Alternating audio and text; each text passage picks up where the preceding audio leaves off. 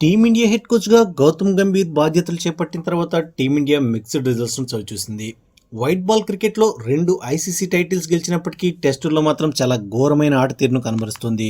సొంత గడ్డపై కూడా న్యూజిలాండ్, సౌత్ ఆఫ్రికా చేతుల్లో క్లీన్ స్వీప్ అయింది. ప్రస్తుతం జరుగుతున్న 2027 టెస్ట్ ఛాంపియన్షిప్ సైకిల్లోనూ ఇప్పటి వరకు 9 మ్యాచ్లు ఆడితే అందులో కేవలం 4 మాత్రమే గెలిచింది. ఈ క్రమంలో టీమిండియా ఘోర వైఫల్యాలకు గంభీర్ తీసుకునే ఏకపక్ష నిర్ణయాలే కారణమని అన్ని వైపుల నుంచి విమర్శలు మొదలయ్యాయి. ఈ నేపథ్యంలో మాజీ చీఫ్ సెలెక్టర్ సందీప్ పాటిల్ గౌతమ్ గంభీర్ కు అండగా నిలిచాడు. టీంలో ఉన్న అసలు సమస్యలను వదిలేసి కేవలం గంభీర్ ను మాత్రమే విమర్శించడం సరికాదని అభిప్రాయపడ్డాడు. ముఖ్యంగా ఆగస్టు 15 నుంచి శ్రీలంకతో జరగబోయే టెస్ట్ సిరీస్ గంభీర్ కు బిగ్ ఛాలెంజ్ కాబోతోంది. ఈ సిరీస్ కూడా టీమిండియా కోల్పోతే గంభీర్ పై వేటు పడడం దాదాపు ఖాయంగా కనిపిస్తుంది. ఇటువంటి సందర్భంలో గంభీర్ ను సందీప్ పాటిల్ వెనకేసుకొచ్చాడు.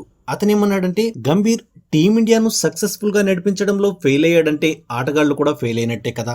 కాబట్టి గంభీర్ ఒక్కడిని విమర్శించడం సరికాదు. ముఖ్యంగా మన ఆటగాళ్లు స్పిన్నర్స్ ను ఎదుర్కోలేకపోయారు. దాంతోనే న్యూజిలాండ్ తో సొంత గడ్డపై సిరీస్ కోల్పోయారు. అంతేకాకుండా న్యూజిలాండ్ ఆటగాళ్లు కూడా చాలా బాగా ప్రిపేర్ అయ్యి ఇక్కడికి వచ్చారు. దాంతో పాటు స్పిన్ స్ట్రాక్స్ పై ప్రాక్టీస్ చేశారు. కానీ మన టీమిండియా మాత్రం బ్యాటింగ్, బౌలింగ్ అనుకూలించే వికెట్లపై ప్రాక్టీస్ చేసింది. అదే భారత్ జట్టుకు ప్రతికూలంగా మారింది. అందుకే ఘోర పరాజయాలను మూటగట్టుకుందని సందీప్ పాటిల్ చెప్పుకొచ్చాడు.